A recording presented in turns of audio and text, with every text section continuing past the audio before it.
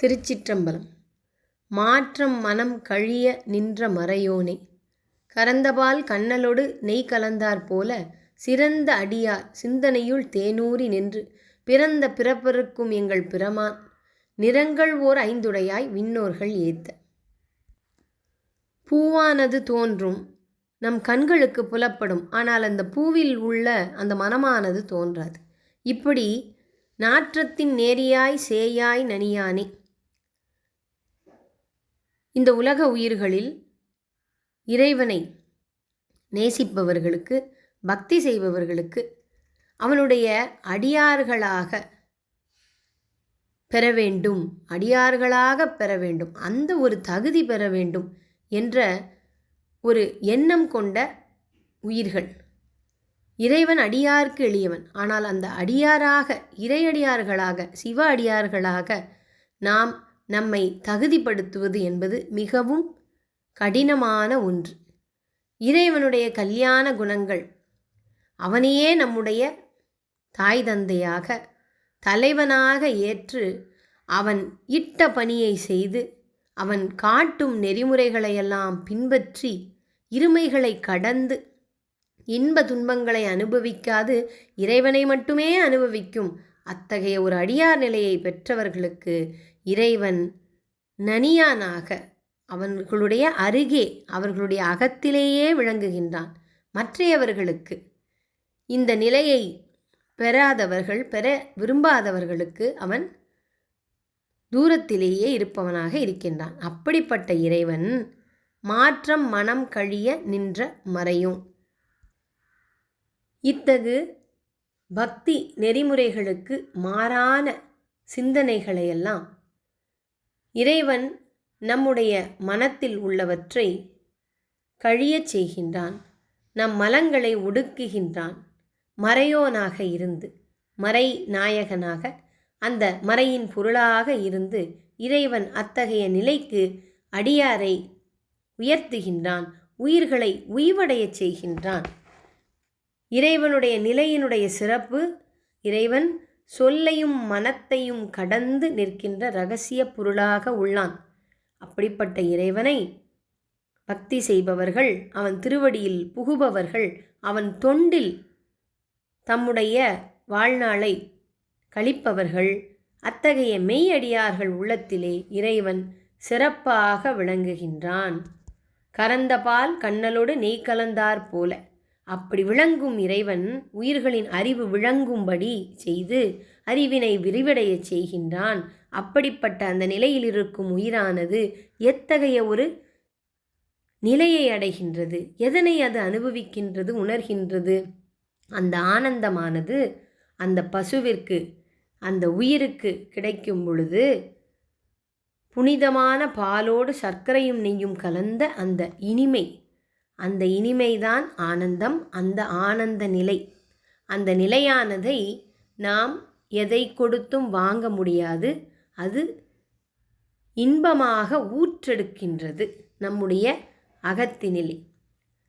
அப்படிப்பட்ட அந்த நிலையில் இந்த உயிர்களானது நிலை பெறுகின்றது. அந்த நிலையே பிறவியை ஒழிக்கும். அதை நமக்கு அருளுபவன் பேரறிவாளன், பெரும் கருணையாளனாக இருக்கின்ற சிவபரம்பொருள், எல்லா உயிர்களுக்கும் பிரானாக, தலைவனாக உள்ளவன்.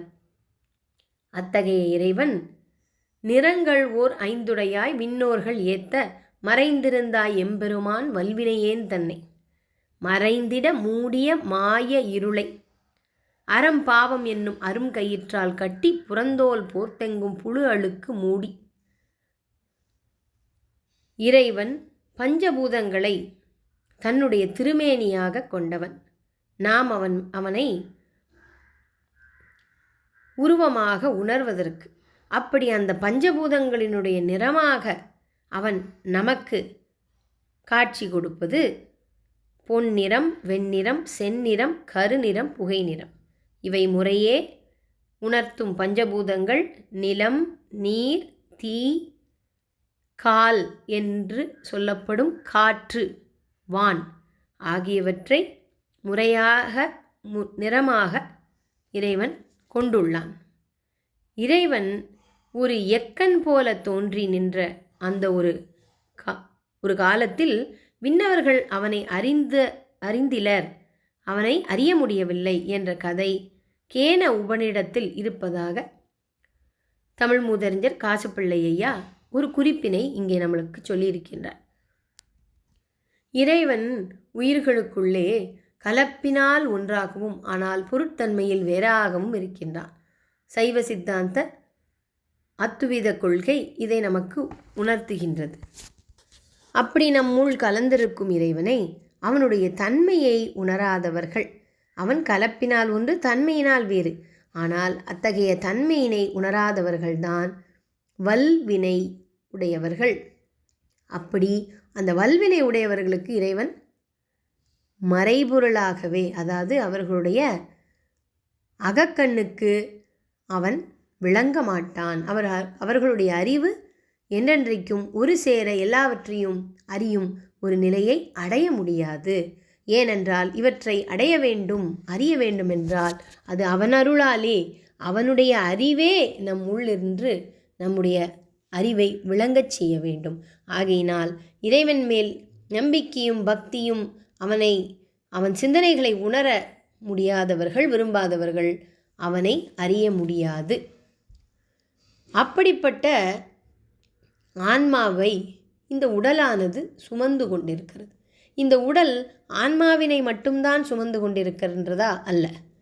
அறம்பாவும் என்னும் அருங்கயிற்றால் கட்டப்பட்ட இந்த உடல், அதாவது நல்வினை தீவினையினால் அரும் கயிறு, அது காண்பதற்கும் உணர்வதற்கும் அப்பாற்பட்டது. ஆனால் அத்தகைய அந்த நல்வினை தீவினைகளை அறுப்பவன் யார்? இந்த பற்றுகளையும் மலங்களையும் அறுப்பவன் இறைவன்.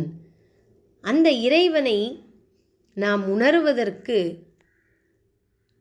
முன்னர் நாம் நம்முடைய ஆன்மாவினை எதோடு தொடர்பு படுத்தி பார்க்கின்றோம்? எது நாம் என்று நினைத்து கொள்கின்றோம்? புறந்தோல் போர்த்தி எங்கும் புழு அழுக்க மூடி மலம் சோறும் 9 வாயிற்குடிலை மலங்க புலன் 5 வஞ்சனையை செய்ய. இந்த உடலானது ஆன்மாவை தரித்திருக்கிறது. ஆனால் இந்த உடல் அது மட்டுமா தரித்திருக்கிறது? அல்ல. இந்த உடல் புழுக்கள், மாசுக்கள் ஆகியவற்றை புறத்தே உள்ள தோலினால் போர்த்தி மூடப்பெற்றது இந்த உடல்.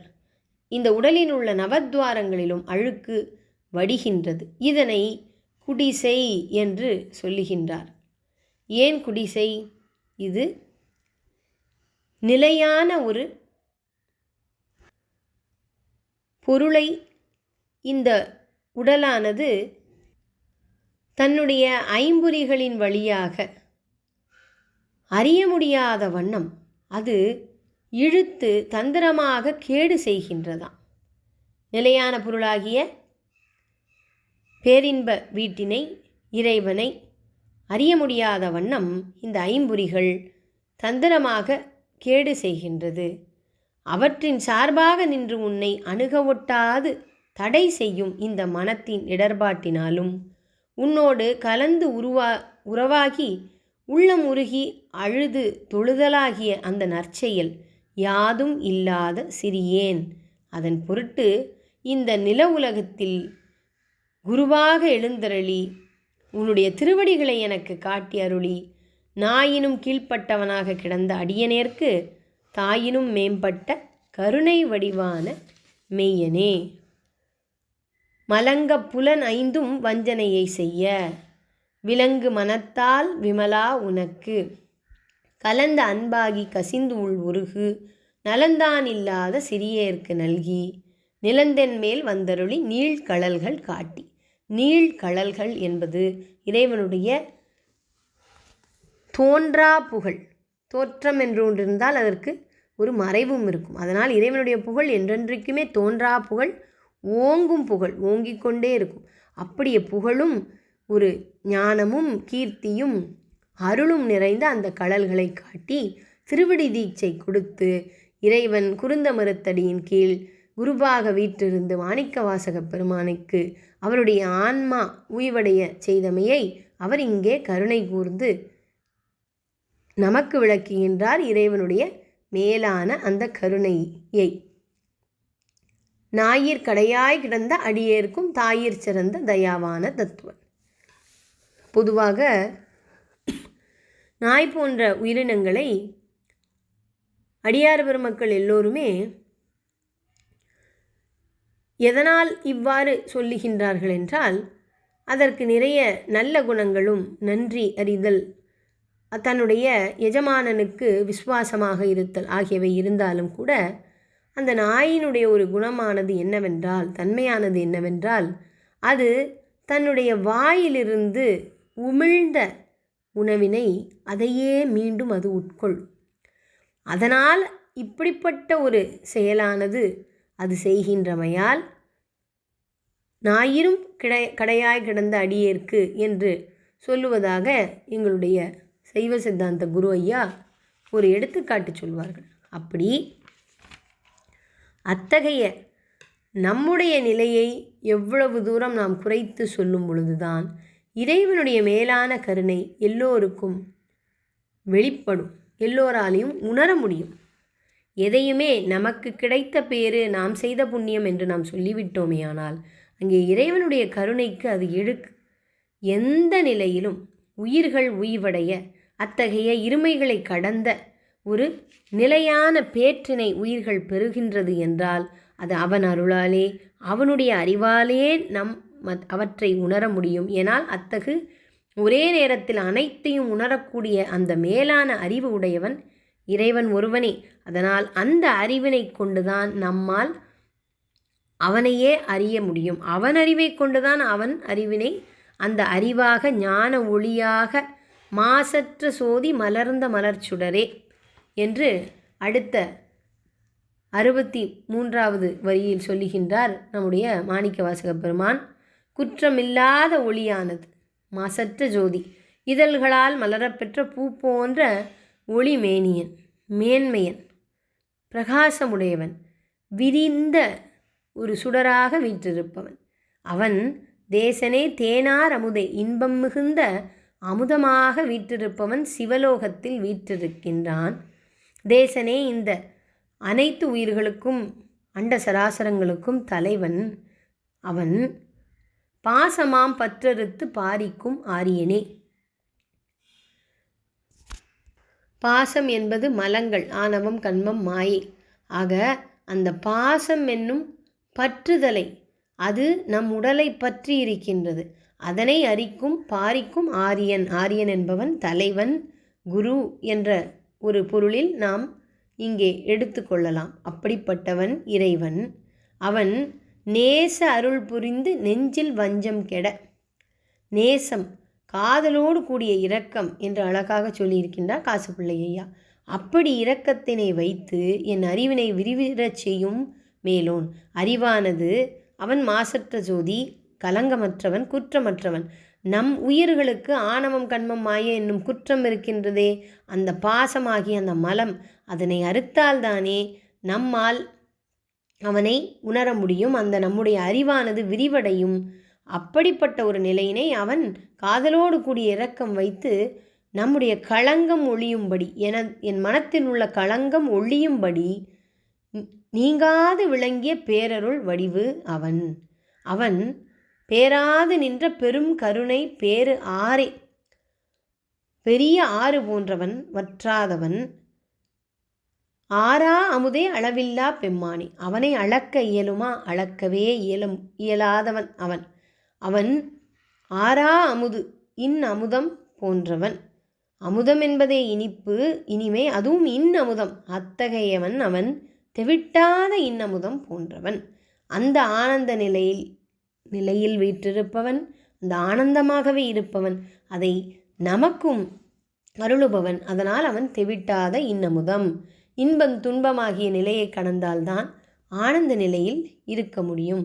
வேண்டும் வேண்டாம், விருப்பு வெறுப்பு, இரவு பகல், நல்லது கெட்டது, உள்ளது இல்லது, இப்படி இந்த இருமைகளையெல்லாம் கடந்து அவன் தெவிட்டாத இன்னமுதமாக இருக்கின்றான். அதனால் அவன் பெரிய ஆறு போன்றவன், வற்றாதவன், அளவிட முடியாதவன், பெருமை உடையவன், ஆய்ந்து அறியாதார் உள்ளத்திலிருந்து அவர்கட்கு புலனாகாத ஜோதி ஓராதார் உள்ளத்தில் ஒளிக்கும் ஒளியானே.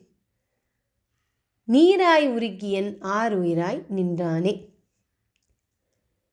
இறைவன் கல்மனமான என்னுடைய நெஞ்சினை இறைவனானவன் கசிய வைத்து, கசிந்து உருக வைத்து, அன்பினால் பெரும் இரக்கத்தினால் கசிந்து உருக வைத்து என்னை நீராக, தண்ணீராக அவன் என்னை உருகும்படி மாற்றிவிட்டான் அவனுடைய அருட்செயலினால். பிரிவாற்ற ஒண்ணாத உயிர்க்குயிராய் நின்றவன் இறைவன். நீராய் உருக்கியன் உயிருக்குயிராய் நின்றான். இறைவன் அப்படி என்னுள் நிறைந்து இருக்கின்றான் என்று மாணிக்கவாசகப் பெருமான் அருளுகின்றார். திருவாசகத்தின் 46 69வது அடி வரை சிவபுராணம் முதல் பகுதி. திருச்சிற்றம்பலம்.